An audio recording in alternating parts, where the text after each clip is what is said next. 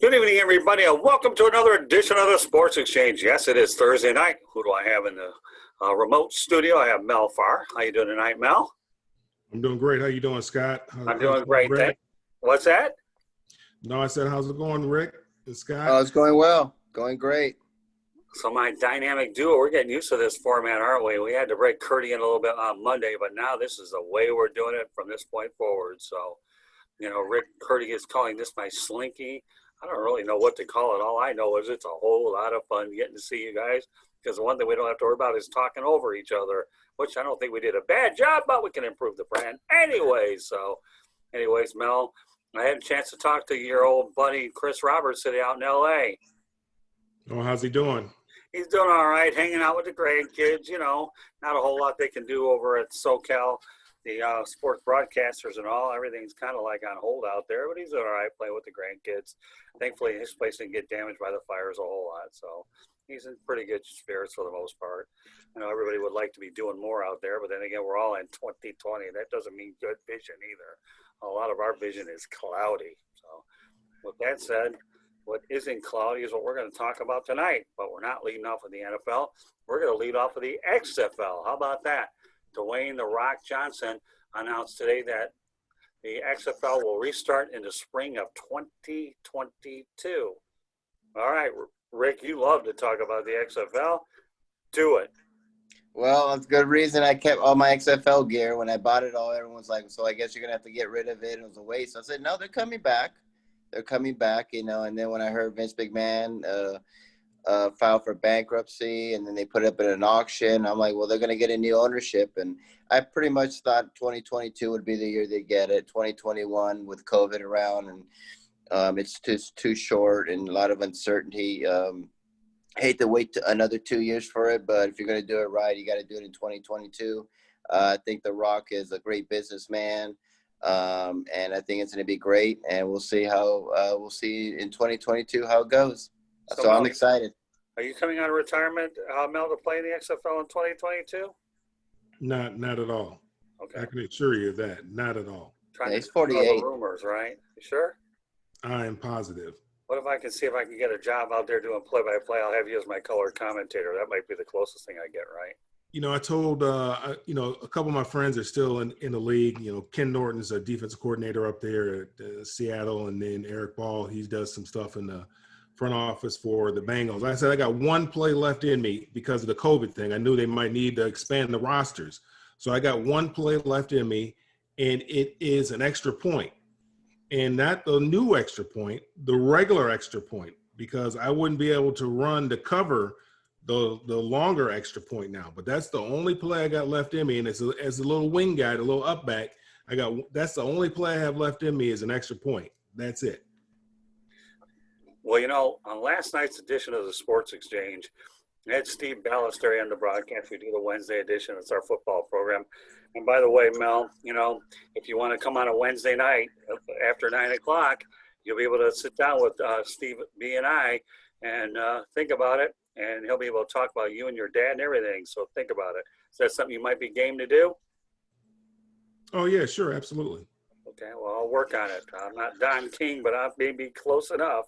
I'll promote it big time after the fact. So with that said, okay, I think it's good to see that the potential possibility of the XFL under Dwayne "The Rock" Johnson. He has a proven track record. He really, really does. So if anybody can breathe a little bit of life into a league that he only paid $15 million for, why not give him a crack at it? And I think that you can never have enough good developmental football leagues to begin with. So, yes, we have to wait a little while, but for the most part, I believe the original XFL started in 2001, and Vince McMahon has found a way to blow it twice. But Dwayne "The Rock" Johnson, I feel very confident that he'll be able to get it going and be able to do the right thing with it for sure. So I wish him well. So, all right, the only COVID reference that we're going to make tonight, unfortunately, is one we have to. The Tennessee Titans and the Pittsburgh Steelers won't be playing in week 4 after more positive tests by the Tennessee Titans. Well, I hate to get in the "I told you so" game because all three of us can say "I told you so." But you know what? Even though the NFL's had some good, strong COVID numbers, I don't think social distancing and the NFL go hand in hand, do they? No, not at all. I mean, just the way the game is played itself, social distancing and NFL football don't mix. But I mean, they had to know this was going to happen eventually, and I'm sure they have some sort of contingency plans in place. I might obviously it's above my pay grade, so I'm not privy to what kind of information what kind of contingency plans they may have. But I'm sure they expected this to happen at some point in time, and I'm sure they're gonna act accordingly. Go ahead, Rick. Yeah, no surprise here. I'm surprised it's not more teams going on. And boy, I hope that the Titans didn't go out and party. Nashville's a pretty cool party town, and I just hope that it wasn't them going out and partying. I just hope it's I mean, it's just unfortunate that it happened, but it's not a big surprise that a team or teams came down with COVID. I mean, University of Houston can't even get a game going because of what's going on there. So it's not a surprise, but it's kind of like, where are they going to go after this? Well, the Minnesota Vikings, fortunately, did not have any positive tests, so they're back at it again. So hopefully this is nothing more than just a little temporary setback for the Titans. And yes, having been to Nashville many times, it's very easy to party out there. One of the best cities in the country. It really is. But, we'll see what happens with the Titans. The main thing is we just hope nobody gets seriously ill over this, because we all have been talking for the longest time. You got to take this virus seriously. If you don't, the consequences are very, very stiff. We'll move on to the NBA, and I don't talk a lot about the NBA, but this one just came in just shortly. The Philadelphia 76ers are signing Doc Rivers as their new head coach. I guess Doc Rivers didn't want to be the LA Lakers' little brother anymore out on the West Coast. So let's talk about Rivers' tenure, Mel, now with the Clippers. A success, or did he underachieve out there? I think it was a success. That franchise has always been kind of just like a little stepsister out there in Los Angeles. I mean, nobody's really ever taken them seriously, and until when Doc got there, and they got Chris Paul there, obviously they drafted Blake Griffin and DeAndre Jordan. They made that franchise. People started taking them seriously. Not me being a real Laker fan, but some folks started taking them seriously, and I think he gave them. I think he brought some respect to that franchise without question. I mean, he was able to lure Kawhi Leonard, and also they were able to trade for Paul George, and that franchise had a legitimate chance to compete for the championship this year. I mean, they did everything they possibly could to be able to compete for a championship. Unfortunately, we had this COVID that probably didn't help them with the chemistry, on top of the fact that they do their little load management and stuff and things of that nature. But I think Doc did a very respectable job there. I think he did a commendable job there, especially with that franchise and the Clipper curse, so to speak. But he's done a fantastic job as far as making that making that franchise respectable. Rick? I grew up in Los Angeles. I remember when the Clippers were god awful. They were like the worst franchise. Poor Elgin Baylor, great coach. I mean, great player, but a horrible general manager. Donald Sterling was a terrible owner. They were awful. So when you hear about the Clippers going to the playoffs, it was like, oh my God. I remember Larry Brown going there and taking him to the playoffs. Doc Rivers was a very successful coach there. Like I said, I remember them when they were awful. They got a great owner now, and Steve Ballmer, who wants to spend money getting good players now. But, like I agree with Mel, COVID didn't help. I thought they'd give him one more season. I would have given him one more season. I like Doc Rivers as a coach. I'm not surprised that he got a job right away. So I wish him the best. But to me, it was a big success, because I remember when the Clippers were like 50, 60 losses every year. They'd always have the number one pick. I remember the whole Danny Ferry fiasco when he didn't want to play there and went to go play in Italy. So to me, it was a huge success. But I grew up seeing them when they were just like they were like the Cleveland Browns. They were awful. So they have come a long, long way. But the Lakers will always be the number one team out there, no matter what. Yeah, no question about that. I know they're building a new stadium for the Clippers right next to the SoFi Stadium right next door. So that'll be a pretty nice complex from what people out in LA have told me.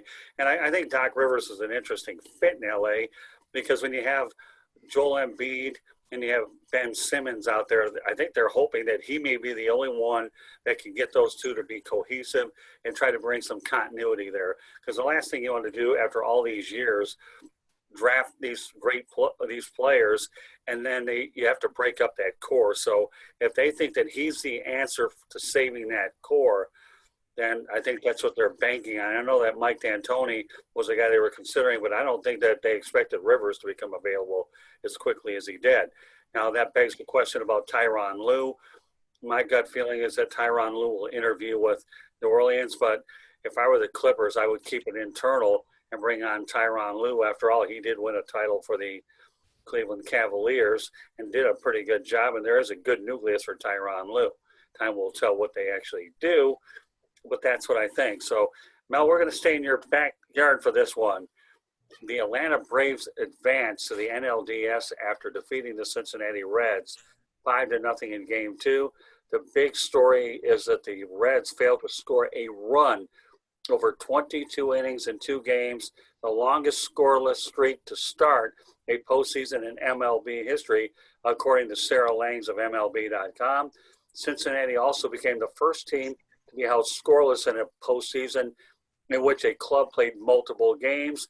They have Nick Castellanos, Joey Votto, Mike Moustakas, and the Braves, meanwhile, secured their first playoff series win since 2001 NLDS. Prior to that, they lost 10 consecutive series.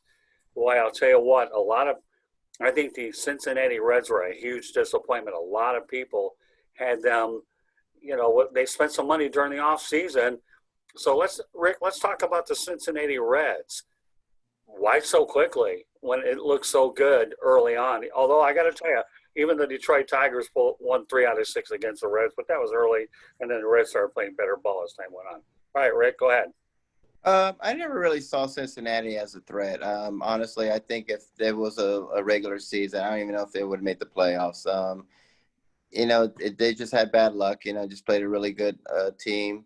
I never really saw them as a threat. Anything could go in a short season, but it's just unfortunate that they can't score runs.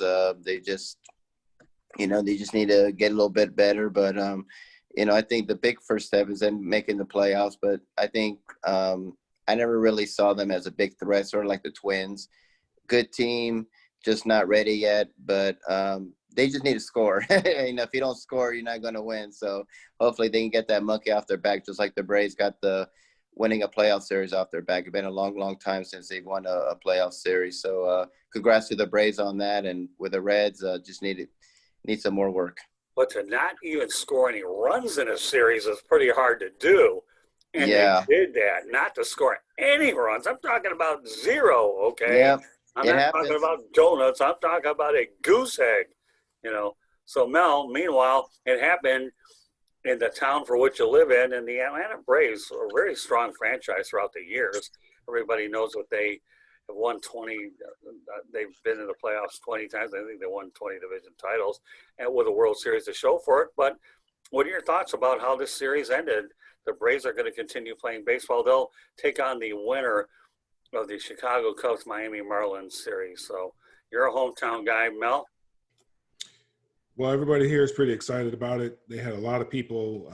They had some place where the fans could actually watch the ball game, not inside the park, but outside a little viewing area where they could watch the ball game. I can tell you what, they were packed in there pretty good. I don't know what, they might as well just went in the stadium because they're packed into that little viewing area pretty well. So the folks here are pretty excited about it. I know yesterday it took extra innings for them to win the game last night, for them to come out today and get the job done without having to go to a decisive third game. That makes it all the better. So I'm sure they're looking forward to the next opponent, and I'm sure the fans are looking forward to it as well. Very well. All right. Well, tonight we have a really good close game coming on. Okay. But what you have right now is you have the Denver Broncos against the New York Jets. There's a report that Adam Gase's job is not hanging in the balance on Thursday Night Football. Bear in mind, they just started 1-7 last year, and they closed out the year 6-2. But I'll tell you one thing: this is not a good look for Thursday Night Football. That you have teams with a combined record of 0-6. Now, as far as I'm concerned, I understand the Broncos. Their starting quarterback Drew Lock is not playing, and they have a good nucleus. But the New York Jets. Adam Gase can't get along with Le'Veon Bell. You got Frank Gore back there. So, first of all, should Adam Gase's job be on the line, Mel? Yeah, absolutely. There's a lot of dysfunction going on right now with the New York Jets. I mean, he was there. He was supposed to be a quarterback. The only reason why he got this job is because we got the Miami job because of what he supposedly did out there in Denver when Peyton Manning was there. So he's supposed to be the quarterback whisperer. Now, Ryan Tannehill, remarkably, has gotten better since he got away from Adam Gase. Now, so Adam Gase gets fired from the Dolphins job, gets hired here to whisper in Sam Darnold's ear. And Sam Darnold has gotten, he hasn't improved. Let's just say that. He hasn't improved, and you look at the kid up there in Buffalo, he's getting better. The kid Josh Allen is getting better. So and then on top of that, there's things they're talking about with the defense, what not being prepared or something. I think I heard some whispers about that. And the guy's, obviously he's real arrogant, and a lot of people don't seem to like him, and he's not getting the job done. I mean, at the bottom line is he's not getting the job now. Now, if he was doing all these things and they were winning, that'd be a different story. But he's not getting the job done, and his primary function, which is to help grow and improve this quarterback, he's not doing anything. This quarterback is not getting better. He's getting worse. Right. Yeah, anytime you're regressing and you're a quarterback guru, that doesn't cut it. All right, Rick, go ahead. Yeah, I agree. I've never liked Adam Gase. I just thought he's an overrated coach. He didn't do anything in Miami. He's awful as with the Jets head coach. Rumor has it that he's already lost the team. So it's not just Le'Veon Bell that don't listen to him. It's pretty much the whole team. Sam Darnold, never saw him as a franchise quarterback. He was so-so at USC.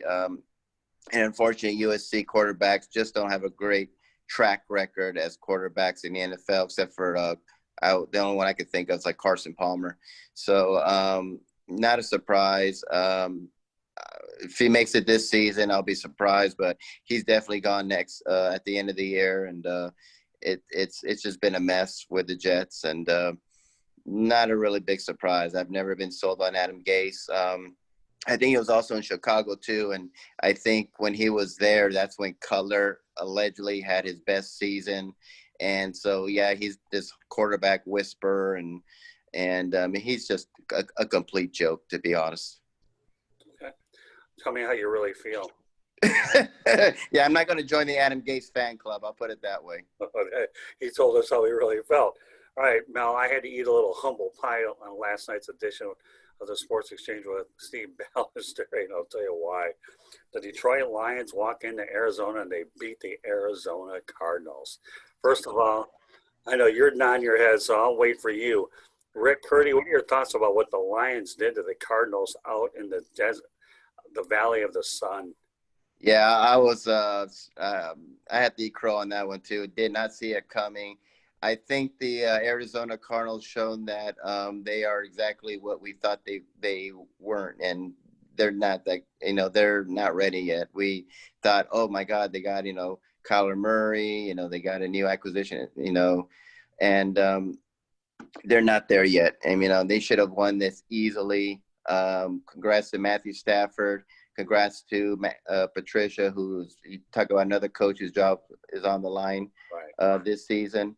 So they came in there, went on the road, and beat what we thought a very good Arizona Cardinals team. Kind of showed the Cardinals are really not as good as we thought they were. Who said that? Dennis Green, I think he said. Yeah. I remember. So that's what I thought of right away when I saw that. So massive disappointment for the Cardinals. Congrats to the Lions on that. That was a very impressive win. And so Matt Patricia, I think, will coach another game so far. So we'll see what happens with the rest of with the Lions. Maybe that will turn their season around. Who knows? we'll see. All right, Mel, you're nodding your head, so put the words where the body language is and try to make some sense out of what took place out in Glendale. Well, being a Detroit guy, I wasn't shaking my head because I'm disappointed. I just didn't see it coming. I mean, if I had some money if I would put some money, place a bet on that, a wager on that game, I certainly wouldn't have placed it on the Lions coming out ahead in that game. But, you turn the ball over the way that Arizona turned the ball over, that makes it very difficult for you to win. Whether you're playing a good team or whether you're playing a bad team, or if you're a good team or a bad team, when you turn the ball over a lot, it makes it very difficult. You're putting yourself in a disadvantage. So, if they take care of the ball a little bit better, I'm sure, that's their first loss this year, I believe, Arizona. There's, still got a lot of football left. This early in the season for both clubs, and we'll see what happens down the road. But obviously it was a tough loss for Arizona, but a great win for Detroit, and I think a great win for Matt Patricia, obviously, because there were some rumblings that his job was on the line had they not won that football game. I mean, they broke an 11-game losing streak. Right. They hadn't won since I think it was October or 332 days without a win. Over 330 days without a win's a long time. Yeah. Wow. And then add that stat that they blew 4 double-digit leads. He had another record for all the wrong reasons. Okay. To go along with the many that they have, including the longest road losing streak, which I happened to see one time in Charlotte, North Carolina, over at, what is it, Ericsson Stadium, Bank of America Stadium. You change that name all the time. Yeah, So I've Bank seen of America. area too. So the Lions own a lot of records, but I know where you're coming from. I think, Mel, over 332 days from what I understand. So they needed it in the worst way, 11-game losing streak. So let's go on to some games here, okay? Since we were talking about the Jets and the Broncos, why don't we have a few, we'll predict like 5 or 6 football games, and we'll start off with the Thursday night clunker. So, Rick, lead off. Who do you like tonight, the Jets or the Broncos? Oh, God. I mean, it's like choosing between what I want to, do I want to be stabbed or do I want to drink poison? I'm going to go with the Broncos. I think the Jets are just a complete mess right now. The Broncos have like no quarterback right now.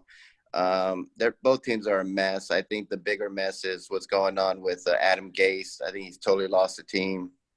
I have the Broncos winning. It's going to be an ugly, low scoring, lots of fumbles, probably interceptions, but I'm going to go with the Broncos.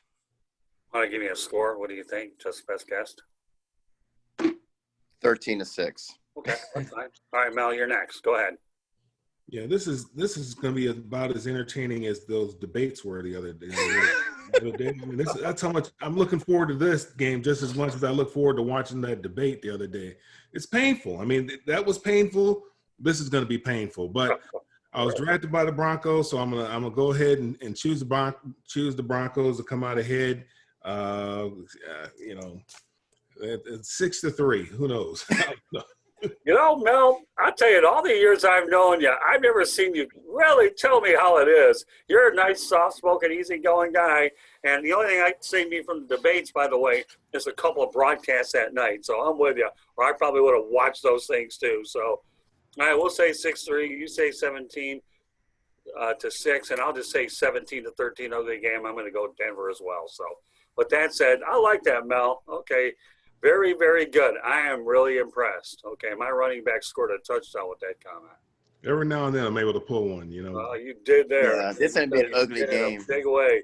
We're going to tag Mel Farr. I'm going to say Mel Farr will think that this game here is as entertaining or ugly as the debates and let everybody's imagination run amok. Okay, so there we go. You're on record that we'll bring on the debates. We're going to have some fun with it. So let's talk about some other games. We'll go back to the Detroit Lions now. New Orleans Saints take on the Detroit Lions over at Ford Field. So, is this an opportunity for the Lions to go 2-2 against a team like the Saints, which lost a tough one at home to the Green Bay Packers? Okay, Mel, let's see if you can top that last comment. Well, obviously they're catching New Orleans at a bad time. I think New Orleans has a bad taste in their mouth right now from the way that they played the week before, and it's not going. I don't think it's going to be pretty up there for the Detroit Lions up there in Detroit. I don't see Detroit winning this game. I see New Orleans winning this game. I think Michael Thomas might be back. I think he's been practicing with the team. If that's been the missing ingredient, then maybe Drew Brees has got his mojo back, and because Michael Thomas is going to play and he's going to be ready to go. So I look for New Orleans to probably put up a lot of points and score a lot and score often. I'm probably 35-10. Really, you think it's going to be that lopsided? Yeah, I think both sides of the ball aren't happy. I don't think the defense is happy with their performance, and obviously I don't think that Drew Brees is happy with the performance that the offense put on display last week. So I think that both sides of the ball are looking to redeem themselves, and they're going to get out there and show them the type of football team that they are. Okay. All right, Rick.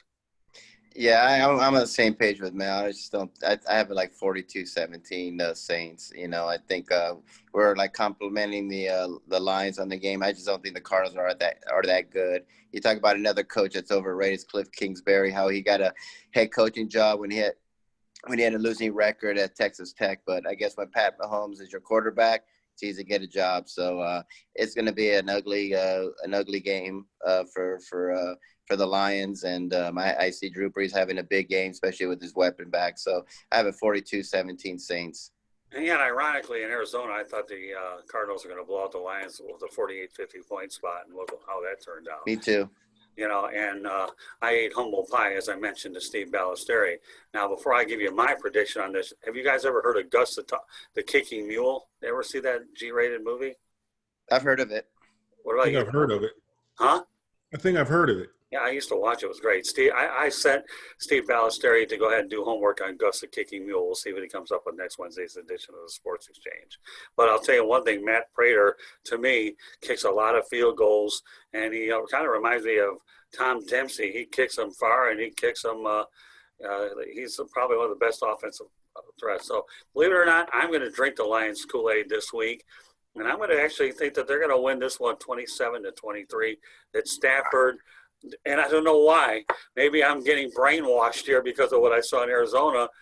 But Patricia and company knows that their job is on the line. And I thought if they had gone 0-4, a coaching change would have been in order. But for some crazy reason, I think the Lions are going to be competitive, and they might actually win this game.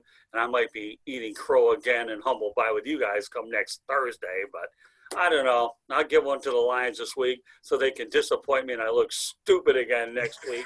I'll drink the Lions Kool-Aid. Who cares? Whatever. Okay.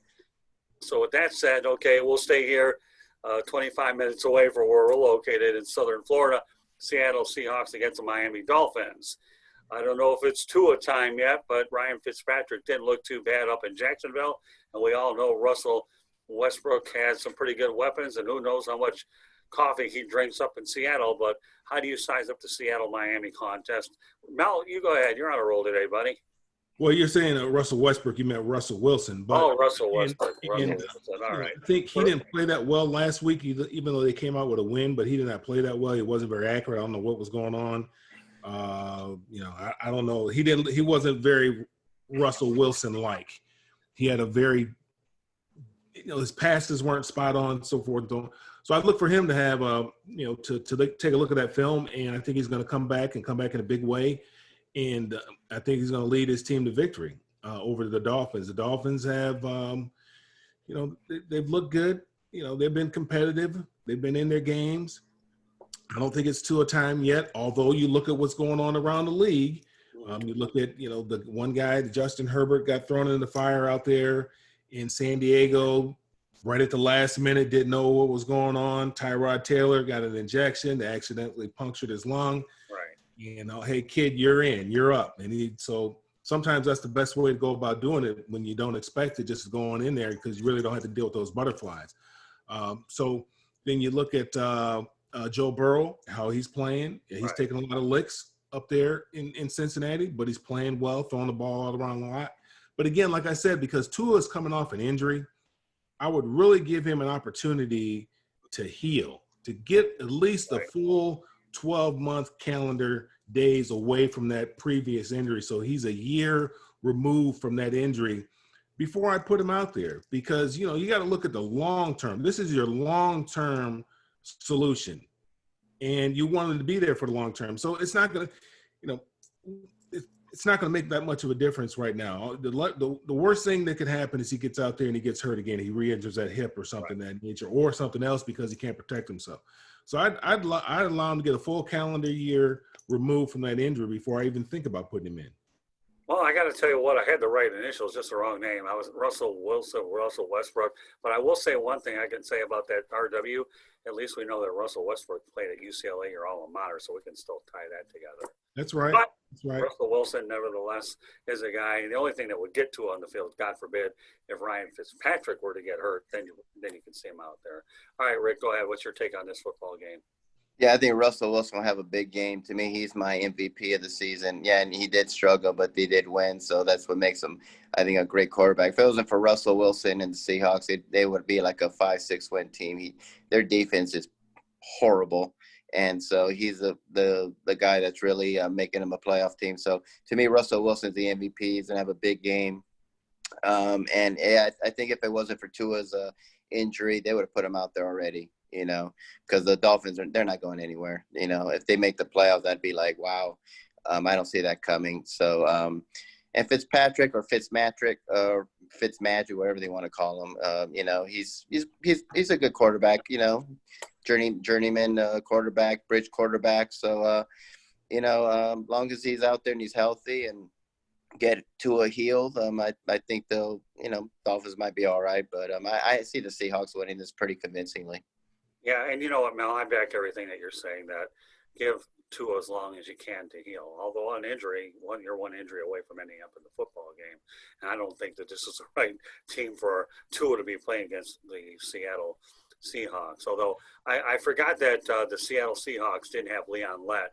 Otherwise, this guy's a DK Metcalf with that gaff that he made, you know, nonchalantly going into the end zone only to have the ball stacked away. So I'm wondering if I have that disease called dementia, DUMBMENTIA, by the way, which I just made it up, okay, and having a memory lapse tonight.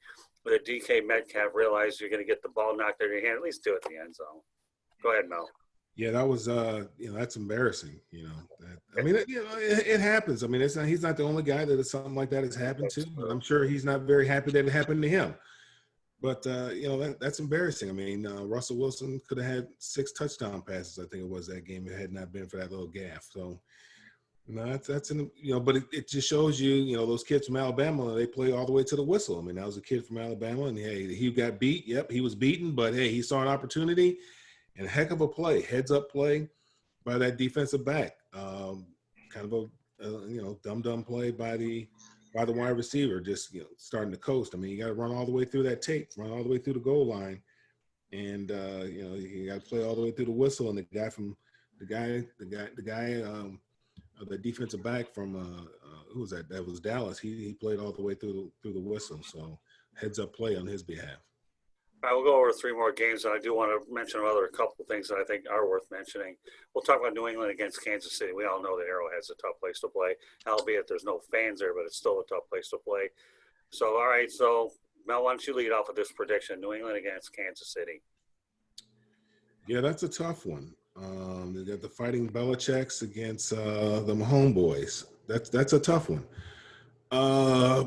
Should be a good game, entertaining. Again, like you know, we talked about last week with Baltimore and the Chiefs. Although that game wasn't, you know, probably didn't live up to the hype. Got away from Baltimore early, and it was very difficult for them to get back into the game.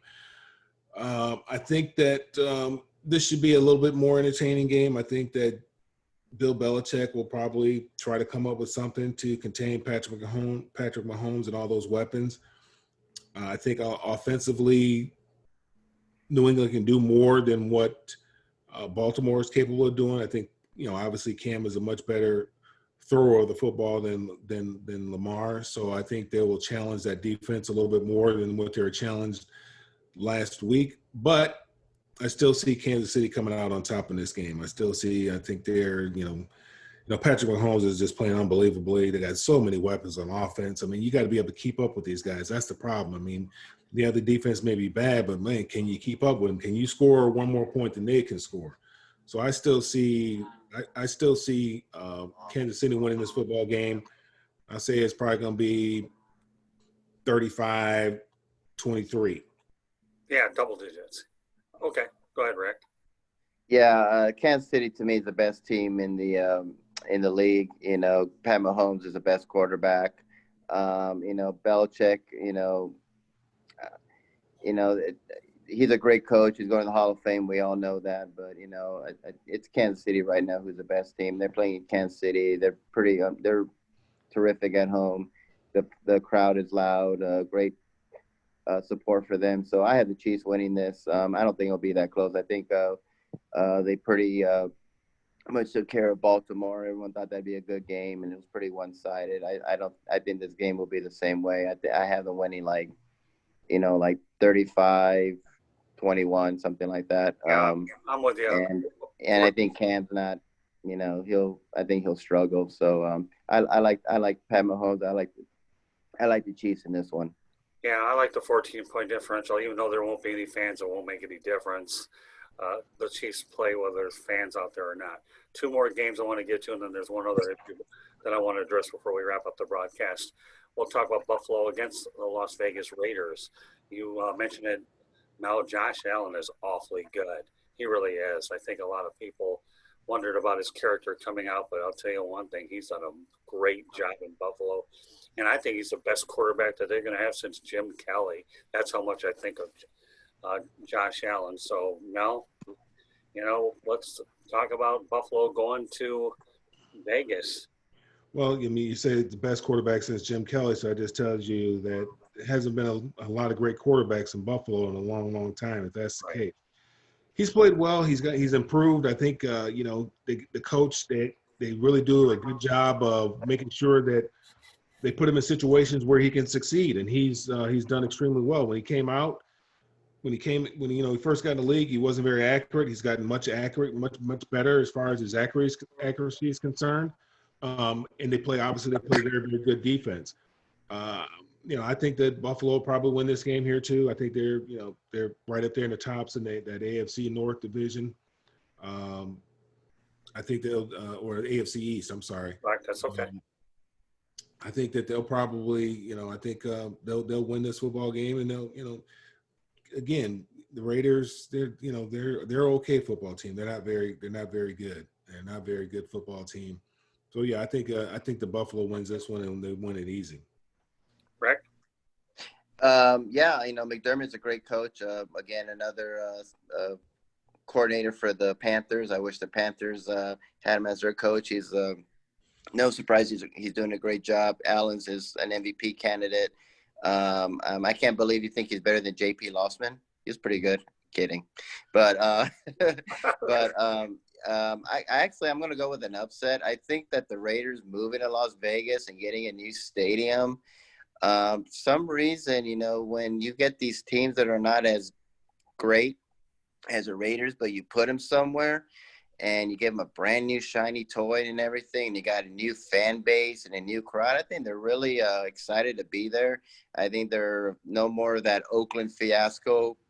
Are we going to be here next year? They're playing in the dump of a stadium. Now, to me, it's the best stadium in all the NFL. So I'm not really going to go there yet with Buffalo, even though they are playing very, very well. I think they're going to go into the desert, and I think the Raiders will squeak by and win this in a mild upset. Okay, well, I'm going to give the Buffalo Bills a nod by about 10 points is what I'm going to do. I like the quarterback for Buffalo, Josh Allen, for sure. One more game I want to get to, and then there's one other point before we wrap it up. I never thought I'd be saying that these two teams would be 0-3, but I'm doing it anyways. Minnesota Vikings 0-3 against Houston 0-3. I could probably see Houston going 0-3 because they got rid of a lot of good players, including DeAndre Hopkins. Minnesota, another story. Both 0-3 games. Bill O'Brien, to me, I don't know what he's doing, but I don't think one man can go ahead and shop for the groceries and coach. And this could be a big disaster out in Houston. So, okay, Rick, I'll let you begin with this one. Yeah, this is two of the biggest disappointing teams right now in the NFL. Bill O'Brien, I mean, I've defended this guy. He's a great coach, but what in the world are you doing trading Hopkins, one of the most exciting players, and that was just stupid. It makes absolutely no sense. So it should be really no surprise it's that bad. And I mean, Minnesota, that's a head scratcher there with Cousins. Yeah. They did so well. Zimmer's job is, he's on the hot seat right now. I think Bill O'Brien's gone next season with Adam Gase. I think those will be the first two to go. They're both disappointing, but I think Minnesota's right now the biggest disappointment right now. So I'm going to have them beat Houston. I think it's going to be a close game. I think it'll be an ugly game, but I have the Vikings beating Houston. What about you, Mel? Yeah, that's that's tough. I mean, I don't know how Bill O'Brien got all the power that he was able to, that he's wielding right now in Houston. I don't understand how they gave him all that power, but he surely has not used it very well. Now, I know they did get Laramie Tunsil over there to block for Deshaun Watson, but you pay that quarterback a whole lot of money. Now you got to protect him. That's a tough one. And obviously, with Minnesota, you got to think about the fact that they lost their offensive coordinator, and I don't know how many other people on their offensive staff they lost as well. I don't know what they're doing offensively now. I don't know if Gary Kubiak or whoever it was is still if he's the offensive coordinator or if he's still an offensive assistant or something like that. So I don't know what they're doing offensively right now. You got to understand that. So they did lose that person, and they're paying the quarterback a lot of money. So that means that you can't pay some other folks too. And so it's been very difficult for the Minnesota Vikings year in and year out. And starting out 0-3, I'm sure it's not something that they anticipated they'd be in this position right now. Well, they lost their key wide receiver, didn't they, over the they let a wide receiver go. He's at Buffalo? He's somewhere. He went somewhere.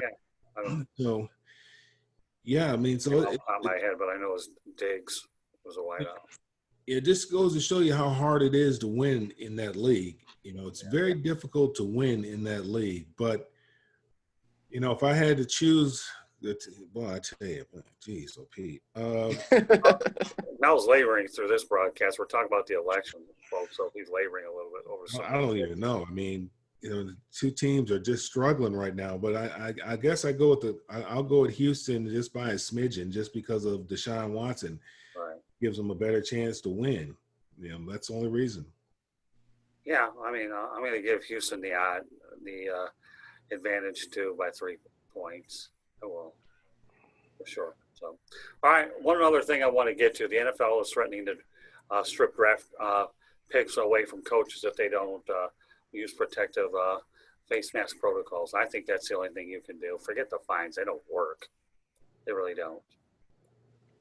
Yeah, you start taking draft picks away from clubs, that's going to get folks' attention. So, money. I mean, they're finding $250,000. I mean, that's not. I mean, you got to go explain that to your wife. That's not an easy conversation to have. I don't think, honey. I got fined $250,000. We're going to be short $250,000 this week on this on my check because I didn't, wear my face mask. That's not an easy conversation for somebody to have with their spouse. I don't think. So I mean, they like money too. Don't get me wrong. They don't want to lose any money. It's just real simple. I mean, hey, just put the mask on. I mean, these are grown people. You shouldn't even have to do all this. Right. I mean, they talk about players and things of that nature and the things you have to do for players. I mean, you're talking about coach. I mean, lead by example. We shouldn't even have this conversation. They should be able to say it one time, get their message across, and that's it. That's it. Let's move on. Let's talk about something else. Let's not talk about, which coach is wearing their mask or which coach isn't wearing their mask. They don't like to wear their mask. Get the face shield like Andy Reid. That seems to be working out real well. It's kind of like a motorcycle helmet. I mean, it looks good. Right. It works out well for them. So, I mean, everybody should just get one of those deals and we don't have any problems. Oh, I agree. Candy's looking up the wide receiver for Buffalo. Who was it? Stephon Diggs? Stephon Diggs. There you go. Can't leave this broadcast without Stephon Diggs. So when Kirk Cousins loses his best target, Stephon Diggs, that's a recipe for disaster 0-3. So I'm going to – That was his brother, right? That was his brother that did the little thing to Metcalf. Wasn't that his brother, Diggs? That was a Diggs too, if I'm not mistaken, that played at Alabama. I think that was his brother, the DB. I didn't follow that, but nobody was digging that moment. That was pretty embarrassing. Bad fun. Sorry, folks. I had no choice.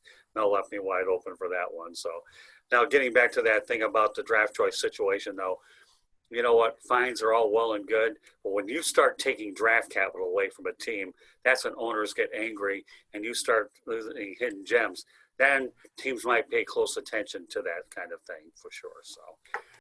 But anyways, guys, had a pretty good broadcast tonight. I realize we have a nice Thursday night stinker, okay, but putting it mildly, okay. After all, this is a family show. I don't want to get nailed for explicit content to describe what is the New York Jets, okay, and the Denver Broncos, okay, in the who's who game of quarterbacks, okay. I do know that Jeff Driscoll was a backup for Matthew Stafford last year, although I don't think he's starting tonight, and look where that got the Lions, although the Lions don't need any other reasons to lose. So I might look like the biggest idiot of all of us if you guys, New Orleans routes them, and then I give the Lions a nod.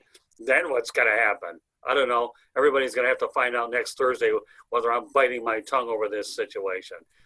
So with that said, okay, as we close out the broadcast, Mel, why don't you let everybody know how they can get a hold of you? On all the social media, you can catch me at Mel Farr Jr. That's LinkedIn, Twitter, Facebook, Instagram at Mel Farr Jr. My email address is melfarjr@gmail.com. And then our website is melfar.org, and that's where you can find out what we're doing for the youth in Atlanta and also up there in Detroit. All right, Rick, go ahead.